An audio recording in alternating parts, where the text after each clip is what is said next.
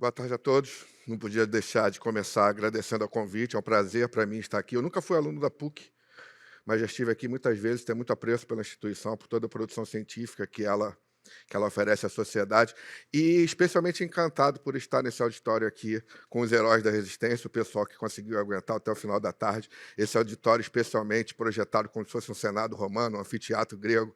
É bem bacana a sensação de estar aqui diante de vocês.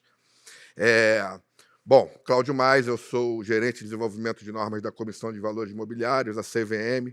CVM é o Regulador Brasileiro de Mercado de Capitais.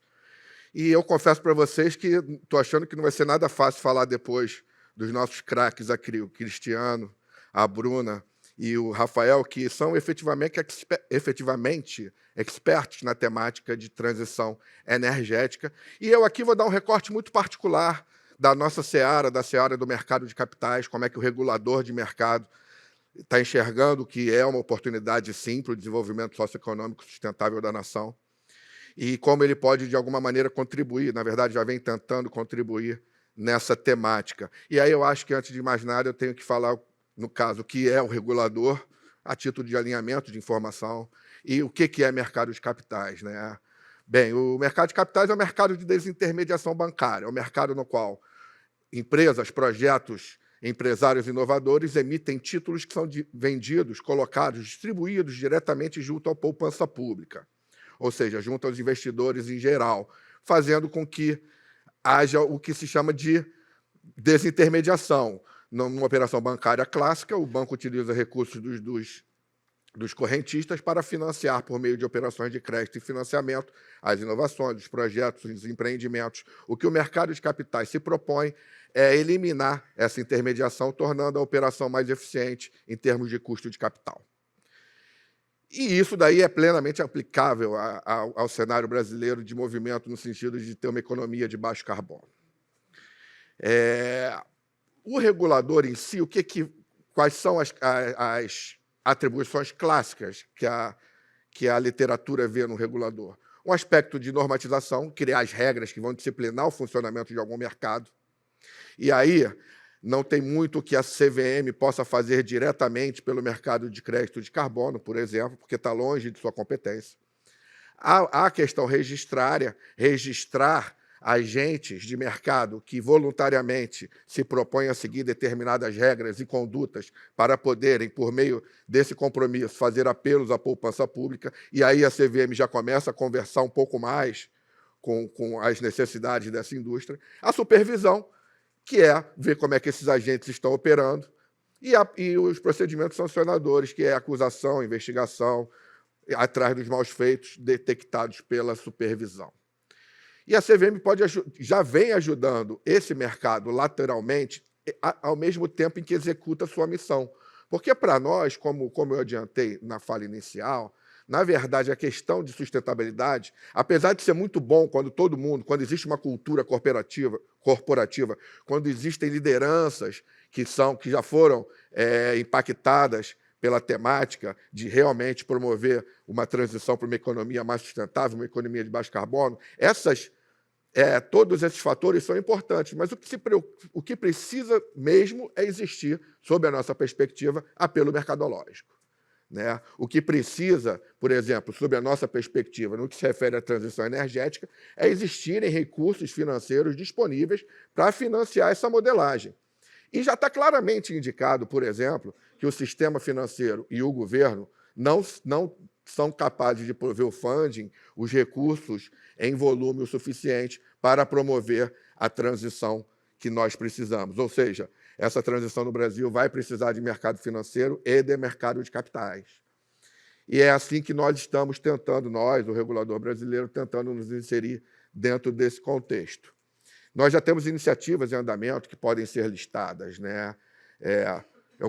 Eu particularmente gosto de uma que sequer é uma ação de supervisão normativa, que é a nossa participação no Laboratório de Inovações Financeiras, um fórum multilateral que junta os 3 setores e diferentes agentes que têm interesse na mesma temática, e lá tem sido desenvolvida muita inteligência, muita tecnologia, e gerando uma curva de aprendizado em técnicos de diferentes indústrias, especialmente no que se refere aos mercados mais maduros de crédito de carbono, que é muito bacana.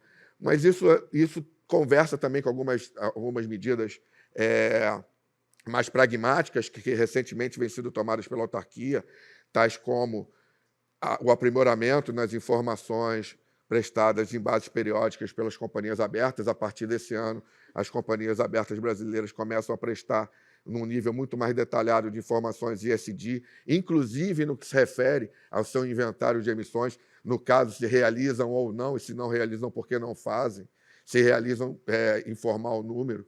Os fundos de investimento, recentemente, um novo marco regulatório foi publicado, e a partir de outubro, eles também... Eu nem precisava do microfone, né? O microfone é só para o YouTube. E, recentemente, passaram a ser passou a ser permitido o seu investimento em crédito de carbono. A CVM fez uma opção por permitir o investimento de fundos em créditos de carbono somente do mercado regulado, o que já traz um adiantamento de desafio, no caso econômico, que enfrenta esse mercado, que é uma padronização entre diferentes ativos, de modo a torná-los fungíveis e, portanto, poderem ser negociados livremente em um mercado secundário.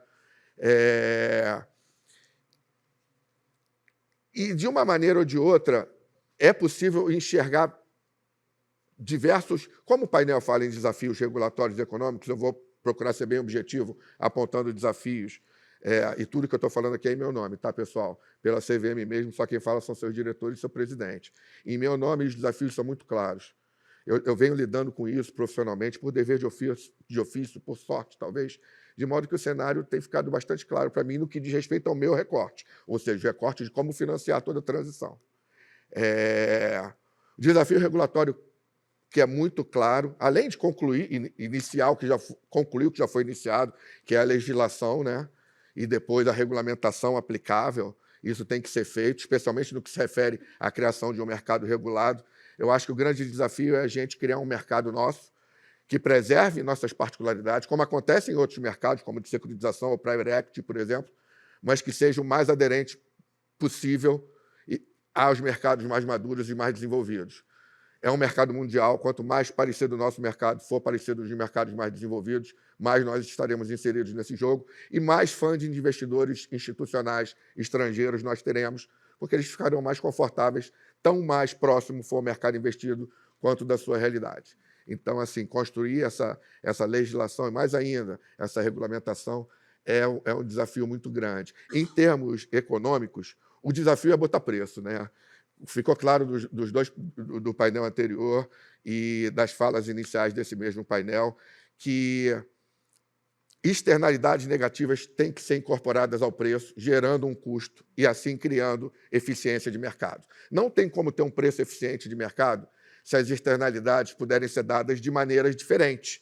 E aí a gente vai precisar de modelagens econômicas, regulatórias, que promovam uma espécie de MDC entre projetos. Se a gente está falando de 1 tonelada de carbono evitado e reduzido, independente da metodologia que ofere isso, que certifica que isso ocorreu, tem que, de alguma maneira, convergir para esse MDC de 1 tonelada de carbono evitado ou reduzido da atmosfera. No que se refere a mercado de capitais, o desafio é muito claro, é prover essa indústria de soluções e produtos que permitam que essa indústria capture o que o mercado de capitais e o mercado financeiro tem de bom.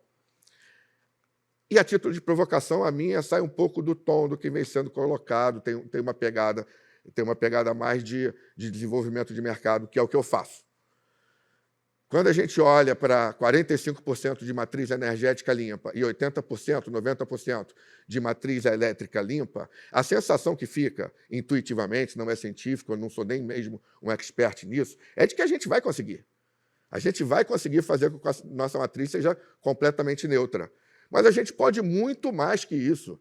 O Brasil tem condições de ser muito competitivo, gerar muita externalidade ambiental positiva e climática idem. E aí? Vamos fazê-lo? A gente deve fazê-lo e tratar isso como um produto para ser vendido para aqueles países que não têm capacidade de alcançar essas externalidades por características próprias? Seria essa a minha provocação, na hora de construir a regulação e a regulamentação, pensar não somente no que a gente pode fazer internamente para alcançar os nossos objetivos, justiça social, claramente, o mais premente deles, mas também como fazer com que isso daqui seja um produto que auxilie no médio e longo prazo o desenvolvimento da nação. Tá bom? Espero ter contribuído. Foi um prazer falar aqui, meio na correria, meio correndo, mas eu espero que tenha sido útil para vocês.